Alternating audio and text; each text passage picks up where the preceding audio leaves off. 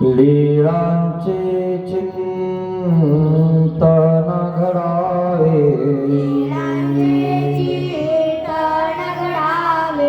जीवनामुचे पावन व्हावे,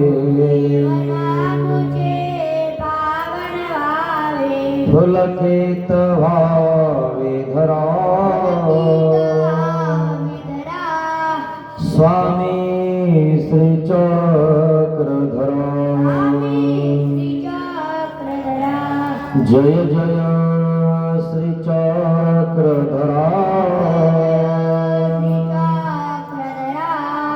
स्वामी श्री चक्रधरा। जय जय श्री चक्रधरा, स्वामी श्री चक्रधरा। स्वामी श्री चक्रधरा। जय जय श्री चक्रधरा, स्वामी श्री चक्रधरा। स्वामी श्री चक्रधरा। श्री गोपाल कृष्ण महाराज की जय। दंडवत हो।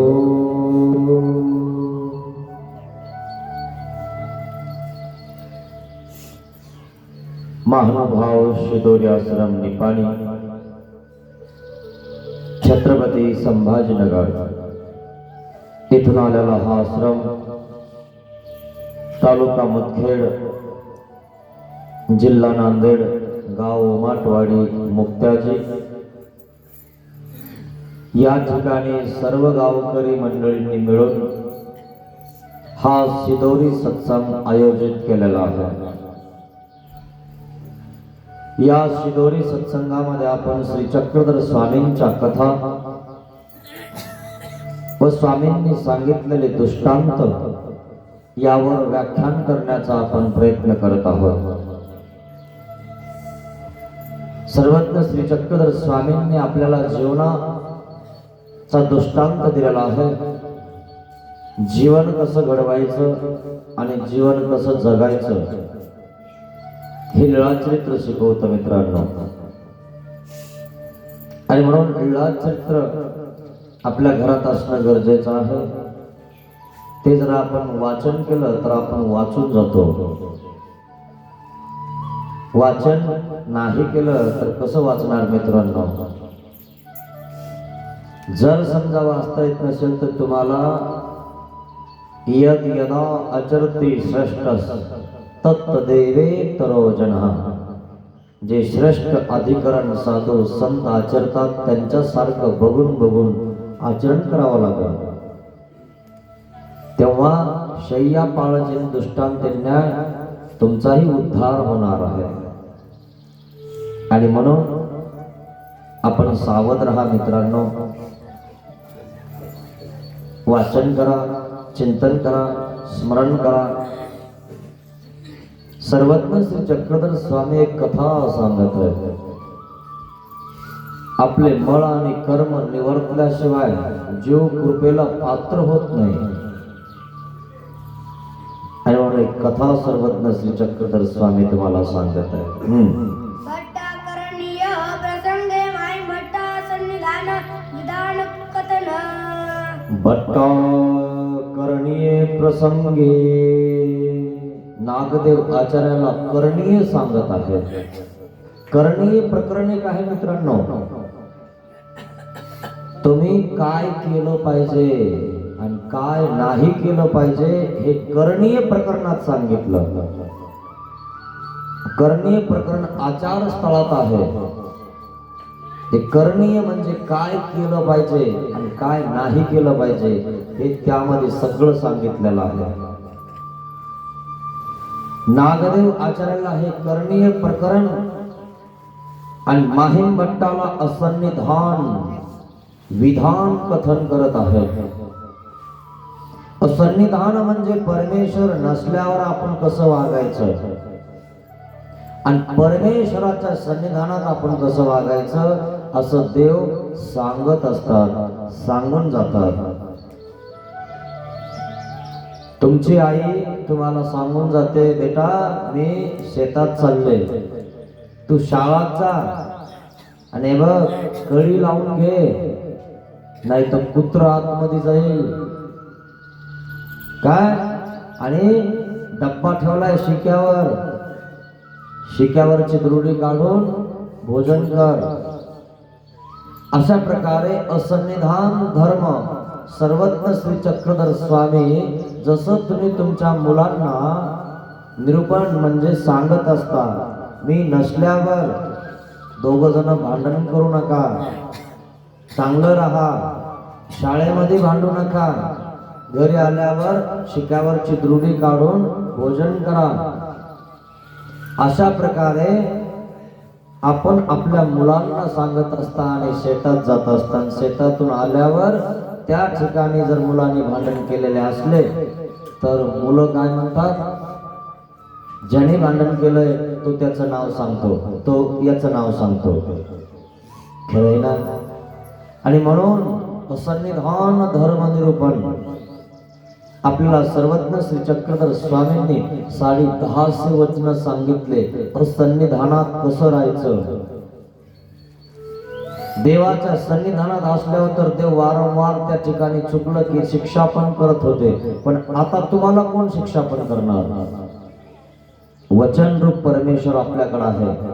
वचन काढत जा, सूत्रपाठ ठेवायचा समोर आणि ते काय सांगतंय ते थोडस तरी करत जा. नसेल जर समजा तुम्हाला त्याच्या लावलेस तर आपला गुरु किंवा आपला कोणी श्रेष्ठ आचारवंत ज्ञानी तो काय सांगतोय त्याच्या मागे चला. तो स्वार्थी सांगतो का निस्वार्थी सांगतो हे पण लक्षात ठेवा. जे स्वार्थी आहेत त्यांच्या मागे नाही चालायचं, जे निस्वार्थी आहेत, जे मोक्ष मार्गाचा रस्ता सांगतात त्यांच्या मागे तुम्हाला चालणं आहे.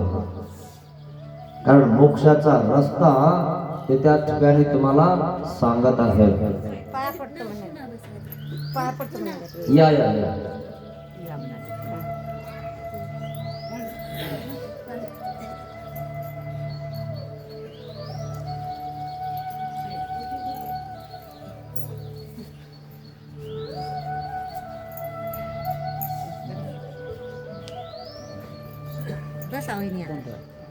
धर्म निरूपण असन्निधानात माणसाने कसं राहायचं हे सूत्रपाठात देवाने सांगितलं मित्रांनो. आणि म्हणून देव करणीय प्रकरण सांगून असन्निधानात विधान कथन सांगत आहे. एक दिवशी सर्वज्ञ श्री चक्रधर स्वामी आसनावर विराजमान होते. विराजमान होते सर्वज्ञ श्री चक्रधर स्वामी आसनावर. आणि जवळ नागदेव आचार्य आणि माहीम भट्ट बसलेले आहेत.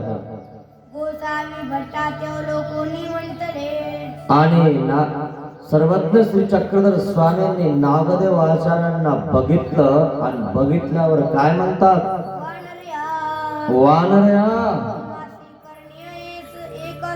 एक करणीय म्हणजे आम्ही तुम्हाला सांगत आहोत ते करायचं आहे तुम्ही. वानर्या म्हणजे वानर नाही, वारे वा. वानर्या म्हणजे नरामध्ये, वारे वा म्हणजे नरामध्ये तू पुरुष आहे. आणि म्हणून वानर्या तू नर आहे, पुरुष आहे, पुरुषार्थ करण्यासारखा आहे. आणि म्हणून त्या ठिकाणी वानर्याला सांगत आहेत तुला एक करणीय आहे ते तुला करायचं आहे. नागदेव आचार्य काय म्हणतात, जी जी. काय म्हणतात देव, माझ्याकडे द्रव्य नाहीये महाराज, मी कसं करणार करणीय. बघा द्रव्य नाहीये म्हणतोय तो, कारण त्याच्याकडे नाहीच आहे. आणि देव म्हणतात तुला करायचं आहे. भटी म्हणितले काय म्हणतात नागदेवाचार्य, जी जी माझ्याजवळ द्रव्य नाहीये. देवबा ठाकला सीची पुरे देव यावर सांगतात तू बा ठाकला सीची पुरे, सिद्धी ते येथूनच नेजेल की. तू फक्त उभा राहा.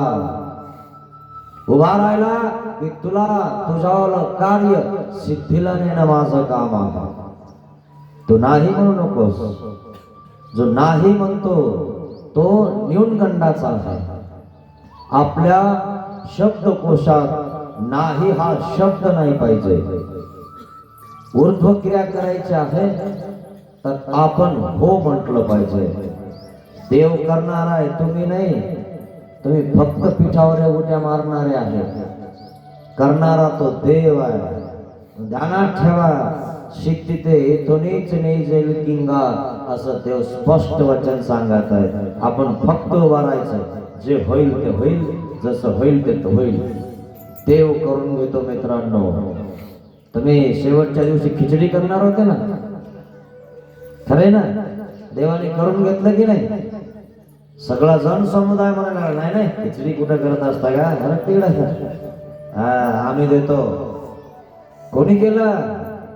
देवाने करून घेतलं. मित्रांनो, हे अनुभव आहे. हा प्रचिती पंथ आहे. हे प्रचिती रूप शास्त्र आहे. मित्रांनो, तुम्हाला अनुभव आला आणि अनुभव ज्याला येतो तो महानुभव होतोच.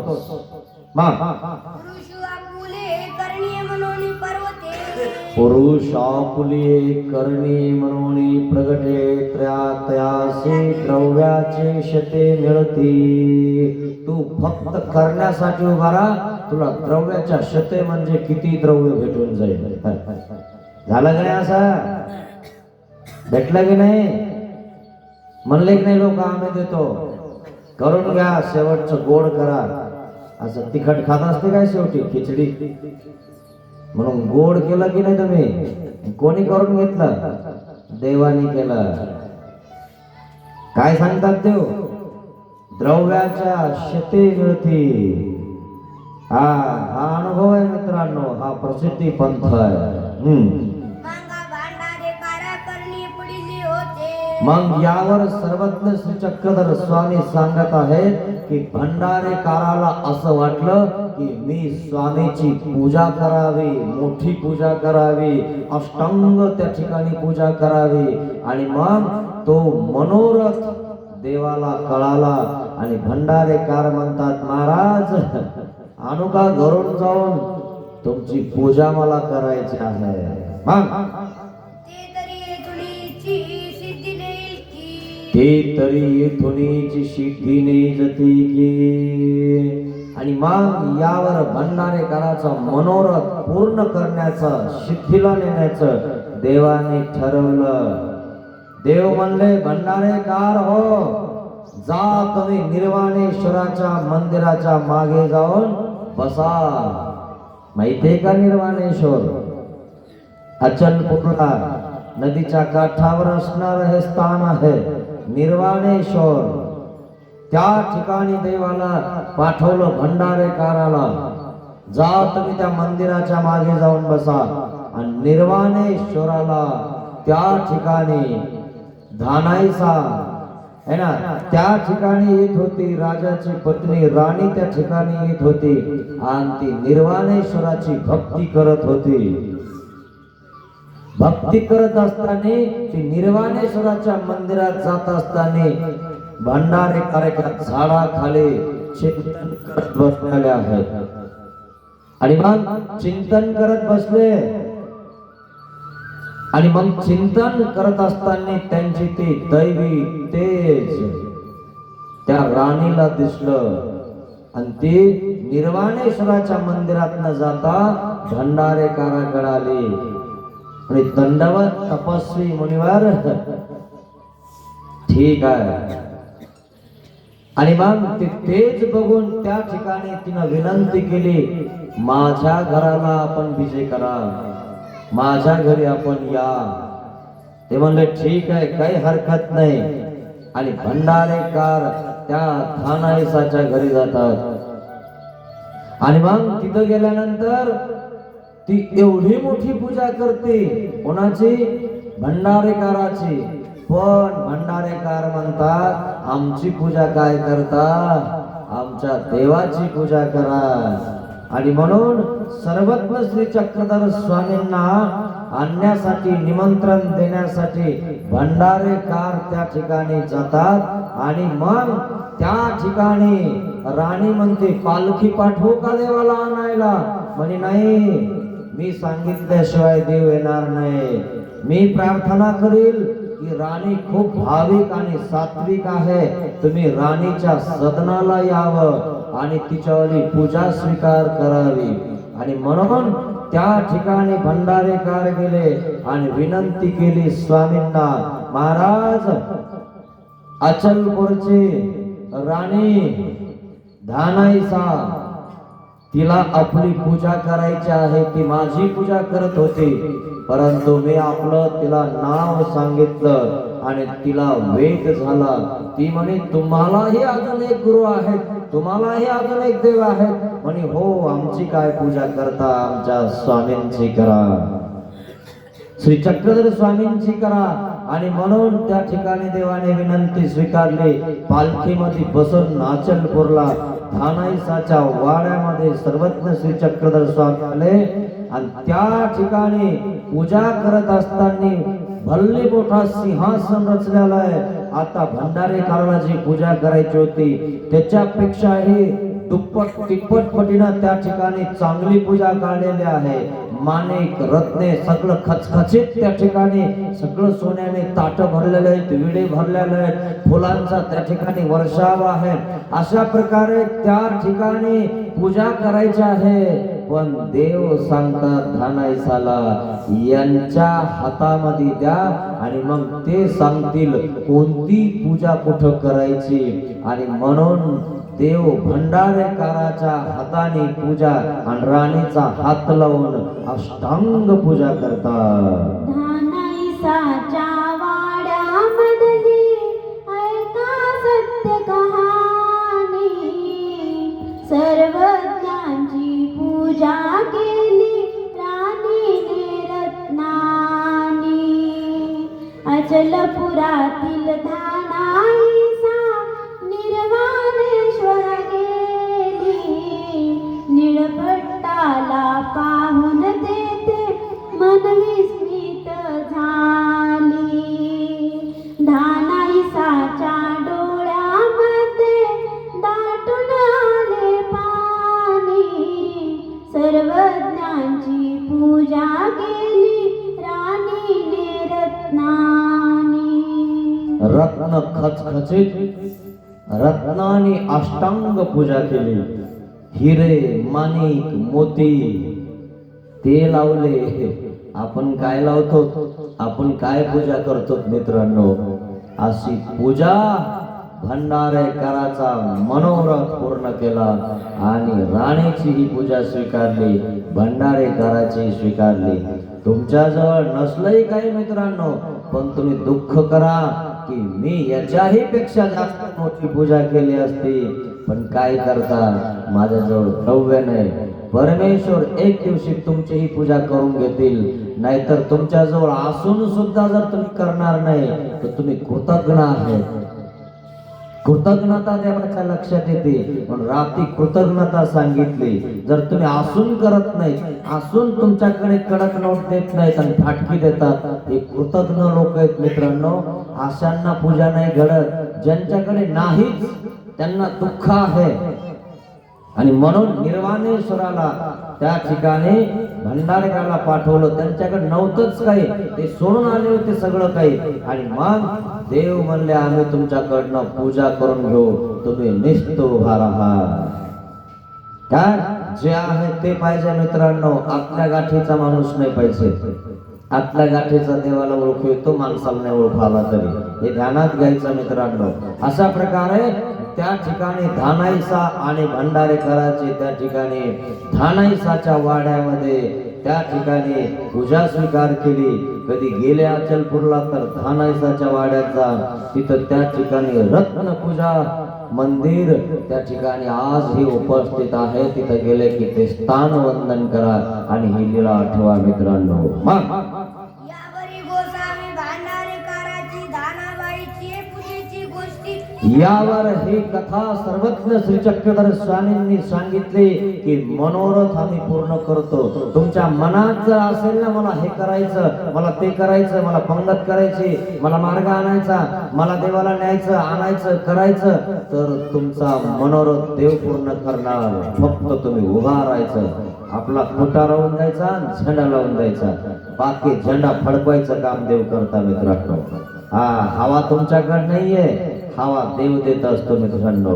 म्हणून भूमिरा पूर्णो वायू खंबनो बुद्धिरे वचः है ना. पंच महाभूते आणि 3 गुण यांनी बनलेला हा प्रपंच आहे मित्रांनो. आणि म्हणून वायू है ना, वायू मग ही वायू कोणाकडनं येते मित्रांनो. आणि म्हणून तिथून आहे सगळं. धर्माचं कार्य देवाजवळ होतं. म्हणून तुम्ही धर्माला धरा, धर्माला धरलं की देव धर्म पुढे घेऊन जातो. मग यावरी वाईन भट्टी म्हणतले यावर माहीम भट्ट काय म्हणतात? जी जी माती असे माझ्याजवळ द्रव्य आहे. नागदेवाचार्याकडे नव्हतं. माहीम भट्ट किती श्रीमंत होते तुम्हाला मी सांगितलं. रोज 60 भाज्या याची ते चव घेत होते. आपल्याला एखादी असली तर असती, नाही तर खिचडी खावा लागत संध्याकाळी. खरंय की नाही? हा जरा सगळा असला बरा तर त्याला भाजी असती तोंडी लावायला, नाही तर वरणासोबत खावा लागत. खरंय ना? ते 60 भाज्याची चव घेत होते आणि इतके श्रीमंत होते की त्यांच्या इतकं श्रीमंत कोण नव्हतं. त्यावेळेस माहीम भट्ट देवाला म्हणतात, महाराज माझ्याकडे द्रव्य आहे. मग मज गोसावी निरपावीची मला काही विधी सांगा. मी ते द्रव्य इष्टोपयोगी लावायचं आहे, मला देवधर्म करायचा आहे. कारण ते द्रव्य जर प्रपंचात राहिलं तर काय होणार आहे? शेवटी नरकालाच कारण होणार आहे. म्हणून जितकं काही तुमच्याकडे असेल मित्रांनो, जास्तीत जास्त द्रव्य तुम्हाला सांगतो परमार्गाच्या उपयोगी लावा, नाहीतर काही हातात येणार नाही. या 2 हाताने सेवा, स्थान, प्रसाद, भिक्षुक आणि वासनिकाचीच करावं लागते. सेवा दास्य मोचक सांगितलं. प्रपंचातील लोकांची सेवा केली तर माणूस मुक्त होत नाही, उलट बंधनात पडतो. कुठं काय करायचंय तुम्ही ठरवा. देवाने तुम्हाला ज्ञान करून दिलं. परमेश्वर ज्ञान देऊन उतराई होते. तुमचा प्रश्न आहे आता पुढे तुम्हाला काय करायचं. मग सर्वज्ञ म्हणतले काय म्हणतात देव? करणी हे तुम्हासी आन करणी, तुम्हाला दुसरं करणीय सांगतो म्हणे आम्ही. याची आंड करणी आणि यांचं आन करणे म्हणजे यांना दुसरं करणीय आहे. तुम्हाला विधी दुसरा सांगून यांना दुसरा सांगू. वाईन भट्टी म्हणतले काय म्हणतात माहीम भट्ट? ते का बरं म्हणे महाराज सांगा ना मला. काय म्हणतात? हा सन्निधान पातला असे, हा सन्निधानात पातल्याला आहे. आम्हाला सोडून एक क्षणभर बी कुठे गेलेला नाही. हा तसे अजून तुम्ही सन्निधानाला पातायला बाकी आहेत है ना. काही लोक आगेन रिगे करत असतात, आला गेला, आला गेला, है की नाही? तसा नाही नागदेवाचार्य, सन्निधानात पातल्याला आहे. हा इथीच्या वांचून तो दुसरं काही करत नाही. तुम्ही इकडे तोंड दाखवता, तिकडे तोंड दाखवता, इकडे डोकं आदळता, तिकडे आदळता, त्यांना नाही. हा सोपं नाही एवढं. मग आता कराल तरी पावाल आता कराल तरी पावाल.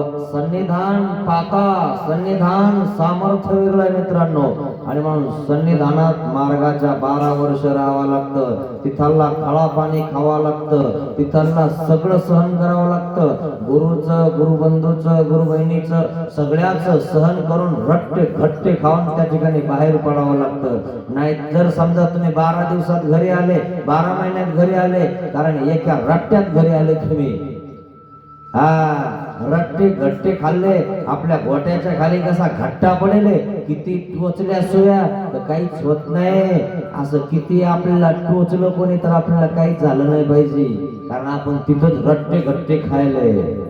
म्हणून घाबरून चालत नाही. इकडे युद्ध करायला आलं की तलवार हातात असते. कोण ऐसा मायेच्या पोटी उजळलो देशावर खाणे काढून जाय.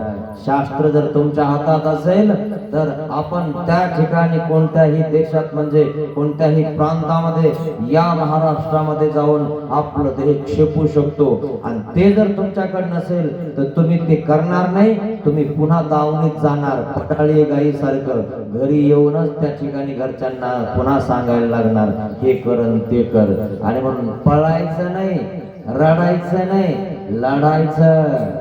घाबरून पळून यायचं नाही. हे युद्ध आहे मित्रांनो. रात्रंदिवस आम्हा युद्धाचा प्रसंग.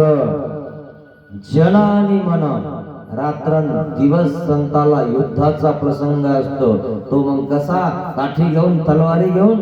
बिलकुल नाही. मग काय, रात्रंदिवस आम्हा युद्धाचा प्रसंग.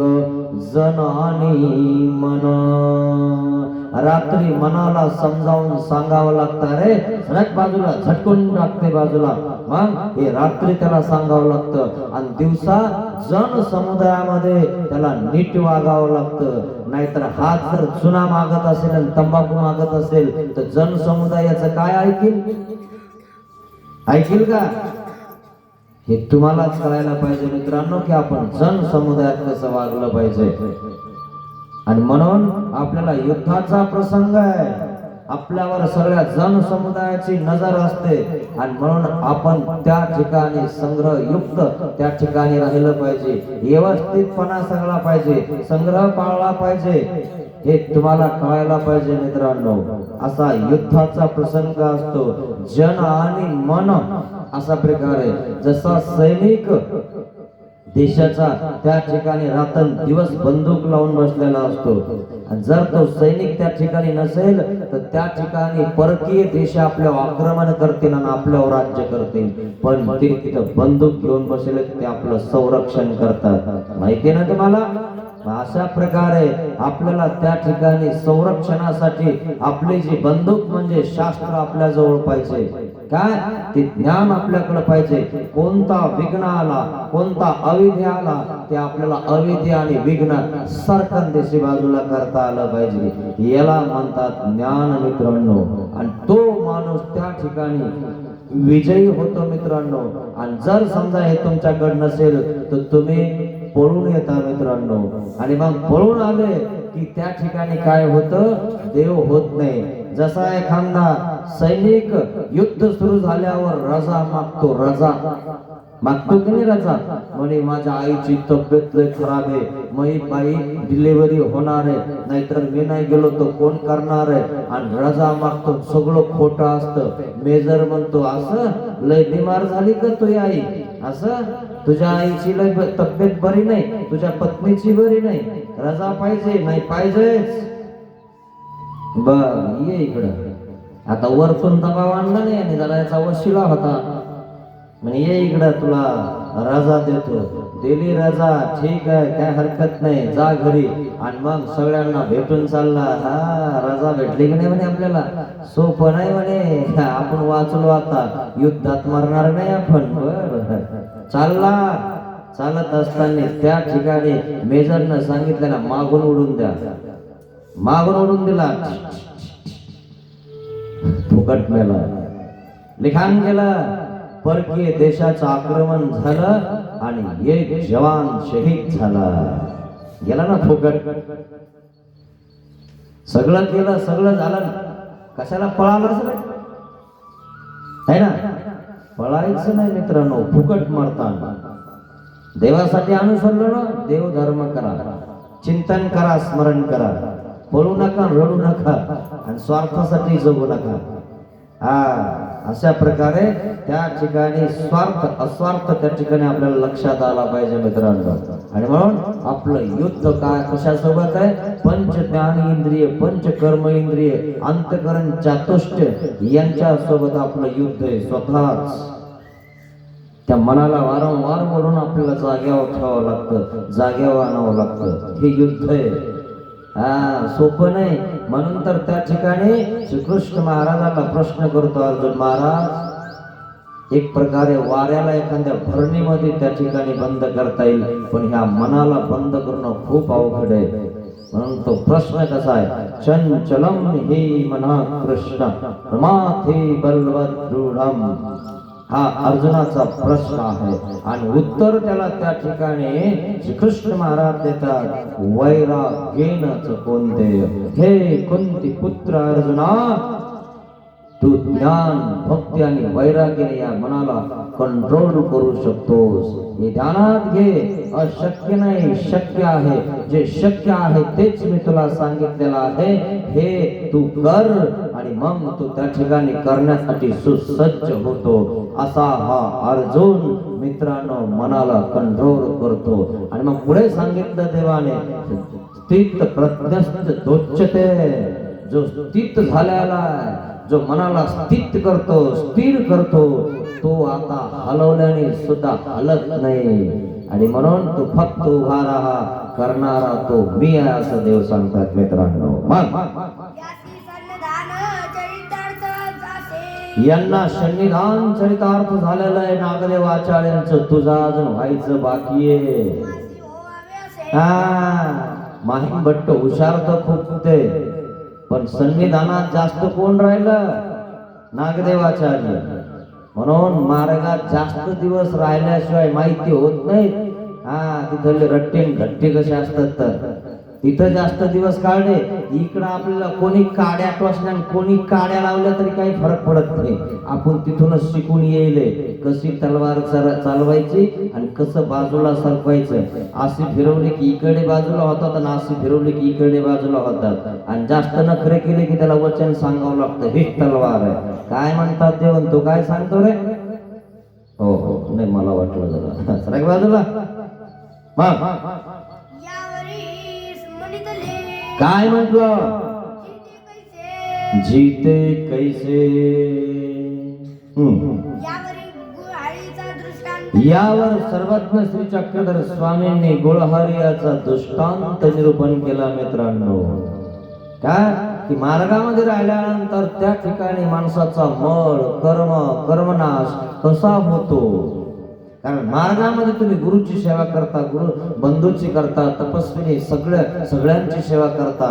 तेने करून तुम्हाला सेवा दास्य मोचक म्हणजे त्या ठिकाणी तुमच्या कर्माचा नाश होतो. आणि नाश झाल्यानंतर तुम्ही योग्य होता, अनाधिकार नसता आणि योग्यतेला पावता. आणि म्हणून देव आता गुळहरियाचा दृष्टांत सांगत आहे. तुमच्या इकडे आहेत का गुराळ?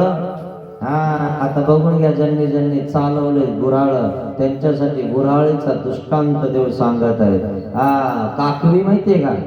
काकवी म्हणजे पाख. पाक पण खाल्ला असतो तुम्ही कच्चा, है ना?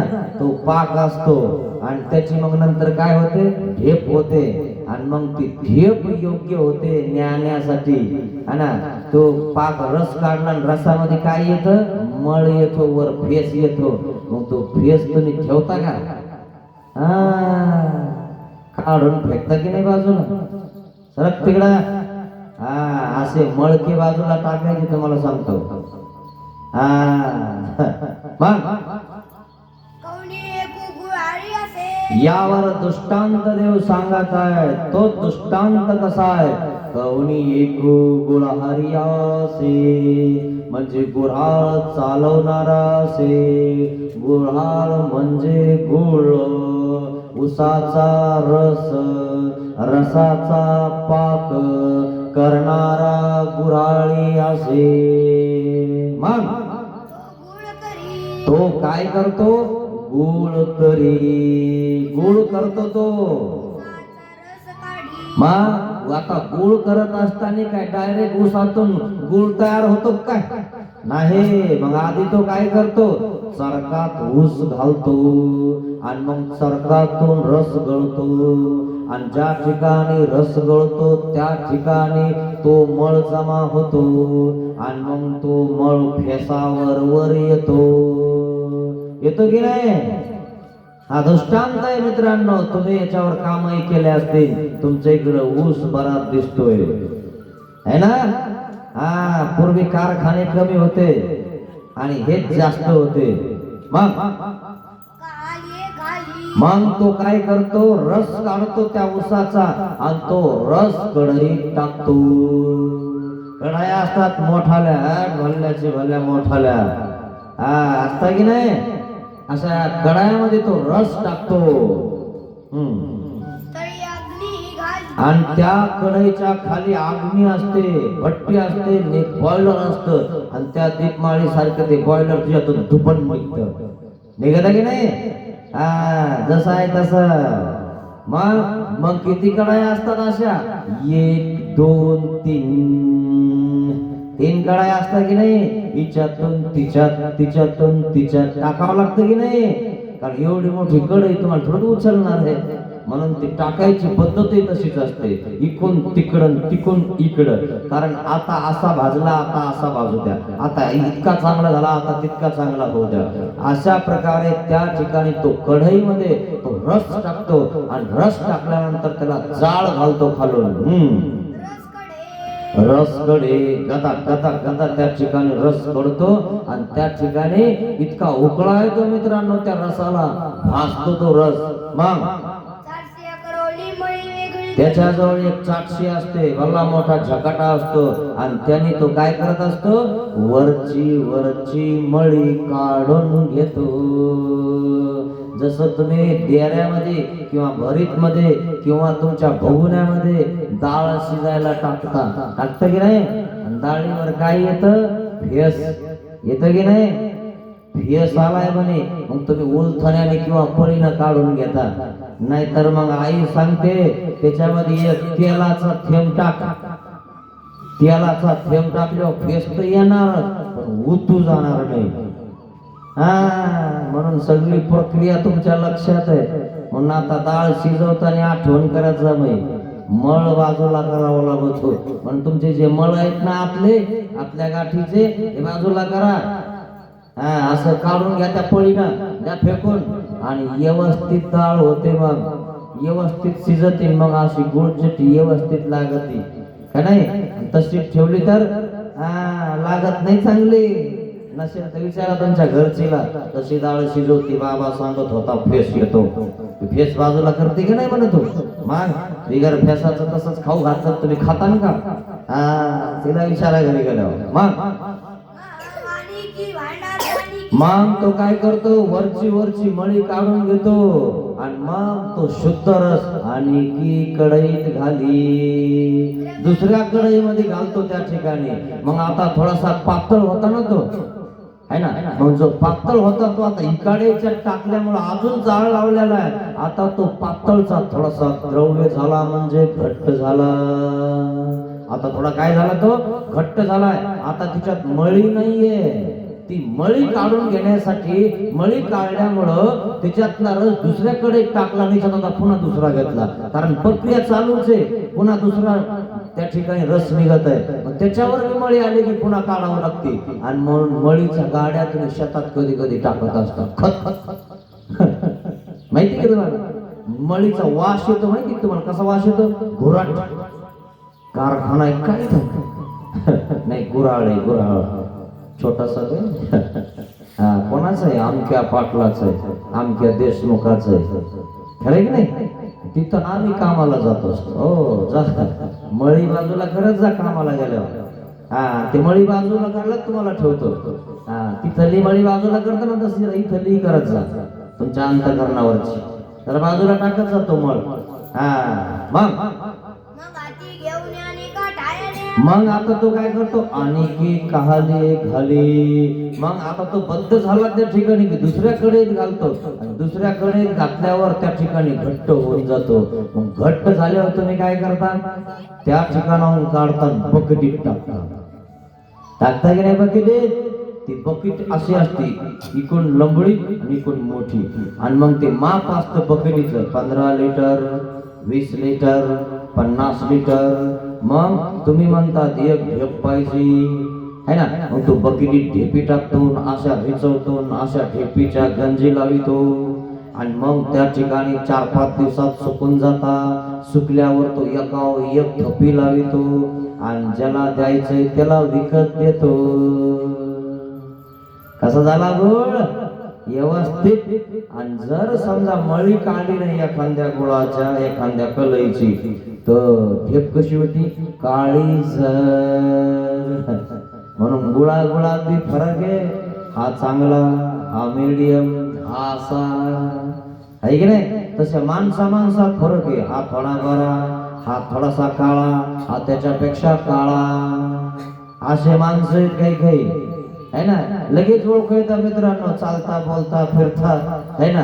कोण कसं आहे कोण किती गोर आहे कोण किती काळ आहे ते ब्रह्मविद्या सांगते. आणि ब्रह्मविद्यावरून त्याच्या चालण्यावरून बोलण्यावरून तो ओळखू येतो हा काळा आहे का मळीतला आहे. आणि मग गुळाचा भाव वेगळा वेगळा असतो.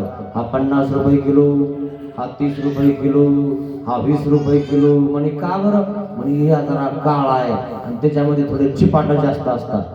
खरं की नाही. पण जो 50 रुपये किलो येतो गोरा चिपाट काहीच नाही व्यवस्थित है ना. असा फोडला की लगेच फुटतो टाकला की लगेच चिरतो विगरतो. तो असा चिकट नाही अशा चिवट्या जमा करत नाही. तो चिवट्यावाला 20 रुपये किलो असतो. सारा काळाच आतमध्ये आहे ना. आतल्या गाठीचा ते काळं त्या ठिकाणी भरू लागते एवढं त्याच्यावर. आणि मग ते म्हणतात लयच काळी भेट दिली आतमध्ये कशी गाठीची काय माहिती. मग तुम्ही आतला काढून टाकता ते चिपाट ते गाठीचं ते काळं हे काही कामाचं नाही. हे 20 रुपये किलोचं नकोच है ना. असा प्रकार होऊन जातो. म्हणून आतल्या गाठी सोडून टाका मित्रांनो. शुद्ध गुळ करा कर्माचा नाश करून घ्या सेवादास्य करा चिंतन करा. तिने करून तुमच्यावाला हे अंतकरण शुद्ध होऊन जातं मित्रांनो. मग तैसे परमेश्वर जीवाची मळ कर्मे फेडून योग्य करी. हा झाला दृष्टांताचा सिद्धांत. काय अशा प्रकारे ऊसाचा रस ऊस कसा सरळ असतो ऊस बांगा आहे की नाही. ऊस कसा आहे सरळ आहे पण ऊस कसा आहे कडक आहे ना. ऊस कसा टाईट आहे. परंतु ऊसाचा रस केला की ऊस मात्र गोड झाला आहे की नाही. माणूस आहे टाईट आहे कडक आहे पण त्याच्या अंगावर काळेपणा पण आहे. जे असतं की नाही ऊसाला ते पाचट ते काळेपणा डोळ्याजवळ त्याच्या ते अशी धुवून काढतात हे रसावाले. तुम्ही कधी रस घ्यायला गेले का आता गेले तर नक्की आठवण करा या दृष्टांताची. जरा धुवून काढ काळ नाही आलं पाहिजे. रस जरा असा फ्रेश कर है ना. बिगर पाण्याचा म्हणजे बिगर बर्फाचा करू का बर्फाचा करू ठीक आहे नाही. तुम्हाला जर जास्त गोड प्यायचा असेल तुम्ही काय सांगतात बिगर बर्फाचा कर. मग बिगर बर्फाचा विसला आहे आणि मग बर्फाचा दाब आहे. मग का बर्फ टाकून देते पी पाणी फक्त थंड लागत की नाही. असा प्रकार आहे. चांगला ऊस जर धुतला नाही ना त्याने तर काळं बुळबुळच होऊन जात ते पाणी. चांगलं बाजारा आपला अंतकरण काळं नका राहू. गिलासात टाकलं की दिसत अर काय ऊस रे तो. ऊस चांगला आहे तो धुतला नाही नीट त्याच्यातला रस चांगला आहे तुला कळाना जो काढणार आहे तो. असा प्रकार आहे मित्रांनो. न लागो दाग कीर्तीला न लागो बोलसी लाला मनाने शुद्ध वागावे तेव्हा ते देव पण पावे. मनाने शुद्ध वागावे तेव्हा ते देव पण पावे. शुद्ध करा आपल्या मनाला काळं ठेवू नका. शुद्ध करा.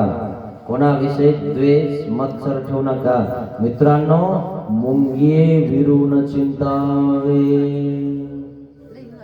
मुंगीचं वैर सुद्धा तुम्ही चिंतलं तर तुम्हाला मोक्ष होणार नाही. मुंगी साधारण मुंगी हिचं सुद्धा वैर आपल्या सोबत नाही पाहिजे. ही चांगली नाही असं आपण म्हणलं नाही पाहिजे. जर तुमचं तसं असेल तर मोक्षाला आड येणार ती मुंगी. आणि म्हणून आपल्या मनामध्ये डाग ठेवू नका मित्रांनो. निर्मळ आणि स्वच्छ राहा. जेच आत तेच बाहेर राहा. नाही तर काही लोक येडे भरून पेढे खातात.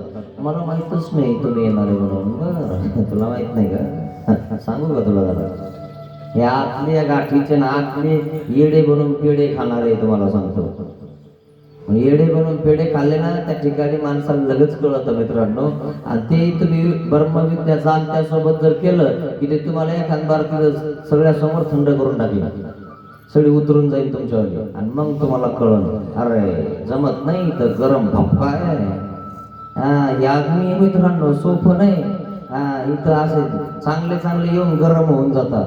रात्री गरम करून कसे ठोकले देवाने, ठोकले का नाही? सांगितलं नाही दृष्टांत सुरीचा. इथं डापार टोपर राहिले म्हणे. हाणला का नाही घन त्याच्यावर, हाणला का नाही हातोडा, घासले का नाही? असं आहे मित्रांनो. ही ब्रह्मविद्या माय माऊली मळल्या माखल्या ते धुये. अशी ही ब्रह्मविद्या आहे. मळल्या माखल्याला धुवून टाकते मित्रांनो. आणि म्हणून आपला मळ काढून टाका. अशा प्रकारे देव म्हणतात या कढईमध्ये जो मळ आलाय त्या मळीवर जे आपले त्या रसामध्ये जो मळ आलेला आहे आपल्यामध्ये, आपला रस म्हणजे जीव आहे ना, त्या जीवाला जो मळ लागलेला आहे तो काढून टाका मित्रांनो. तुम्ही गोड आहात, तुम्ही शुद्ध आहात. जीवाचा कलर कसा आहे माहिती आहे तुम्हाला मित्रांनो? स्फटिक आहे.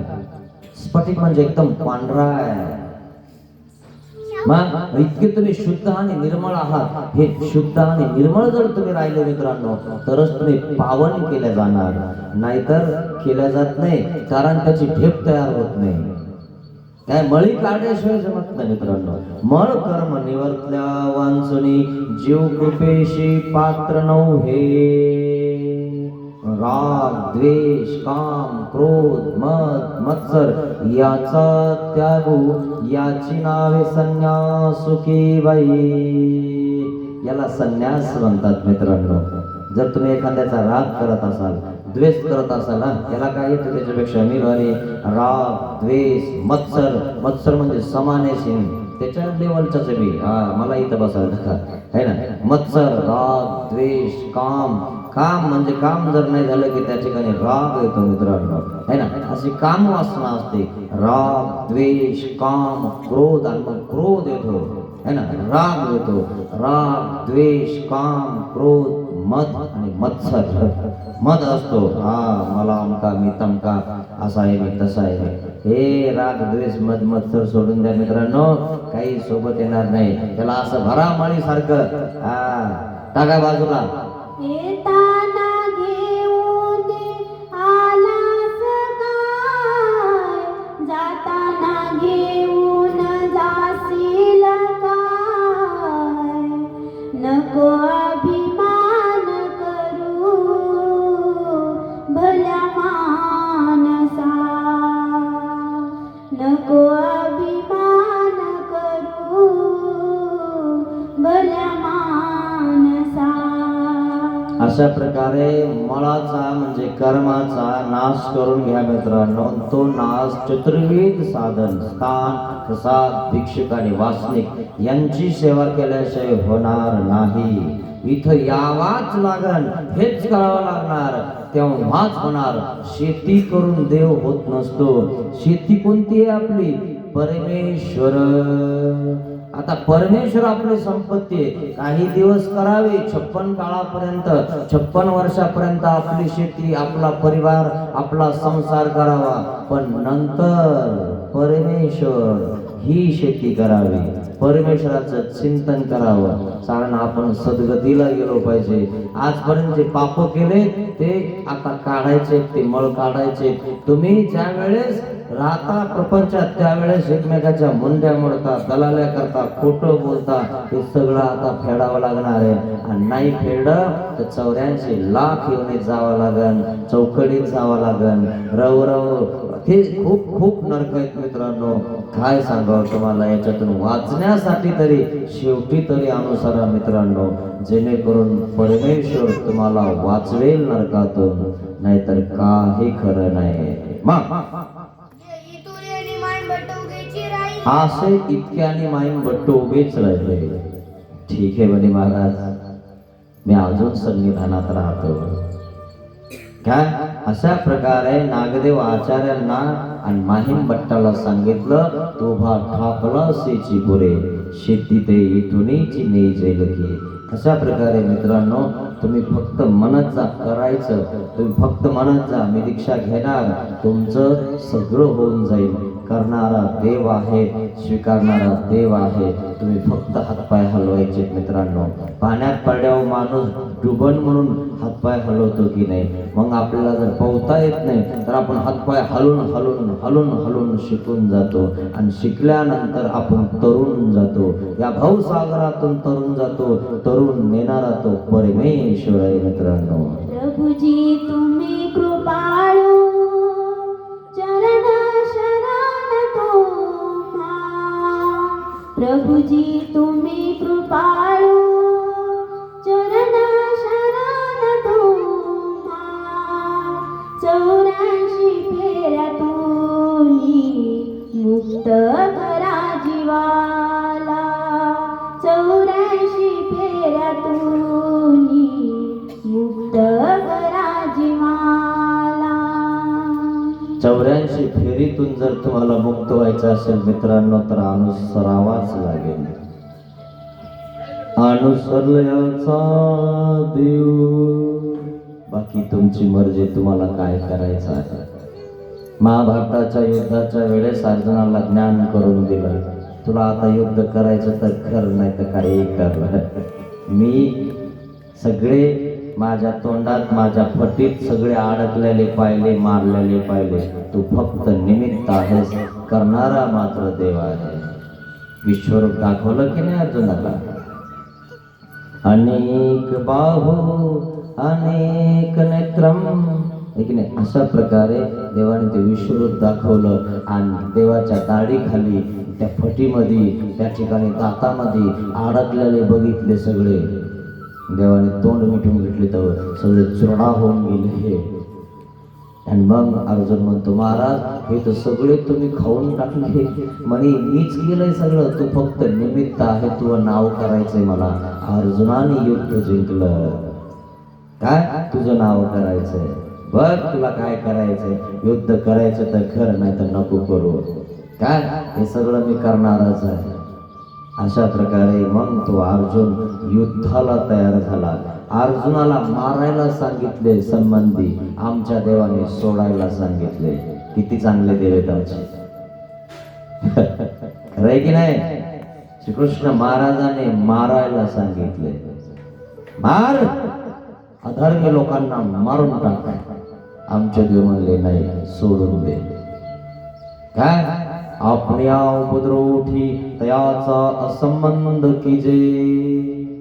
त्याचं आपलं जमत नाही, त्याच्यामुळे आपल्याला त्या ठिकाणी उपद्रव होतो, तर त्याच्या सोबत राहायचं नाही, त्याच्या सोबत जायचं नाही, त्याचा संबंध करून टाकायचा. का बरं? ते मोक्षाला आड येतात आणि म्हणून संबंधी सोडायला सांगितले. श्रीकृष्ण महाराजांनी तो अपरयुगात मारायला सांगितले है ना. आणि म्हणून त्याग महत्वाचा आहे मित्रांनो. का बरं असं सांगितलं ना? म्हणून आचारामध्ये पहिलंच वचन आहे स्वदेश संबंधो त्याज्य स्वराम संबंधो त्याज्य. संबंधियांचा संबंध तो विशेषतः त्याज्य. का बरं? संबंधी अधिकार नाही. संबंधित राहून तुम्हाला मोक्षाचा अधिकारच निष्पन्न होत नाही.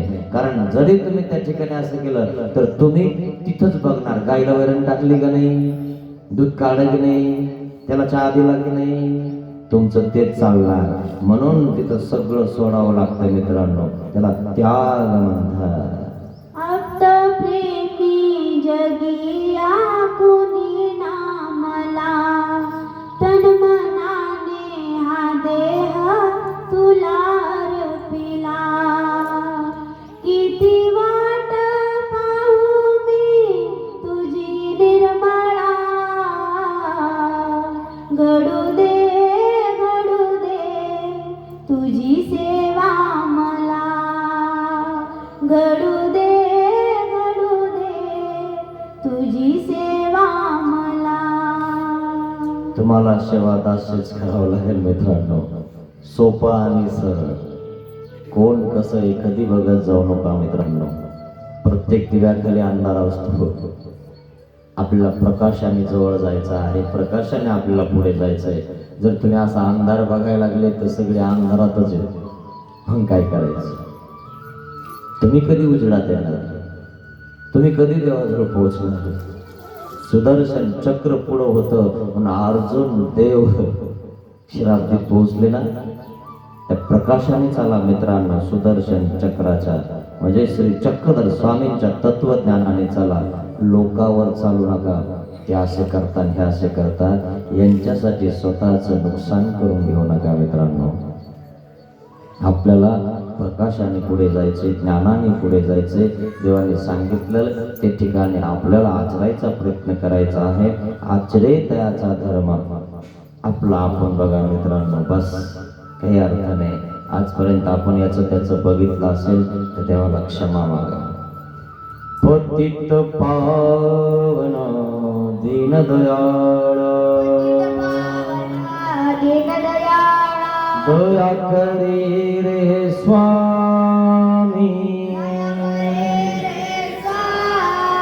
अज्ञानाने घडले पातक म्हणून पापिया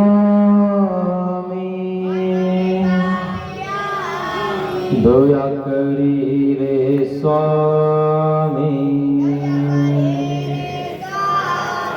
जामनाने पाप कल्पिले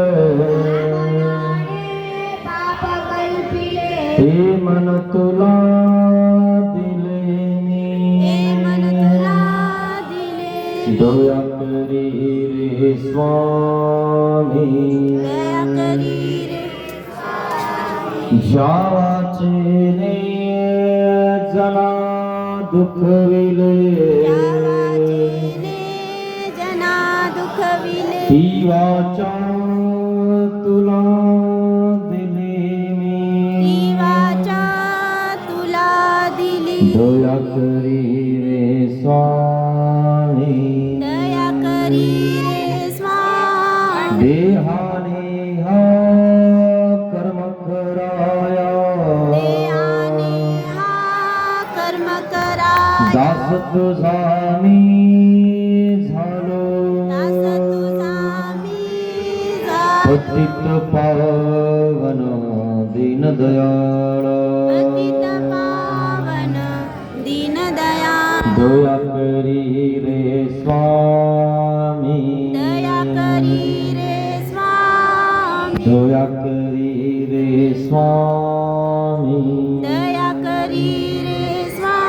श्री गोपाल कृष्ण महाराज की जय.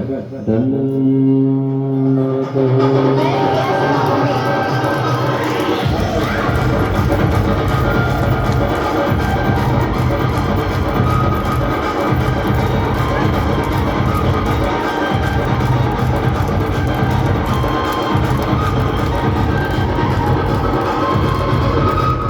श्री गोपाल कृष्ण महाराज की जय.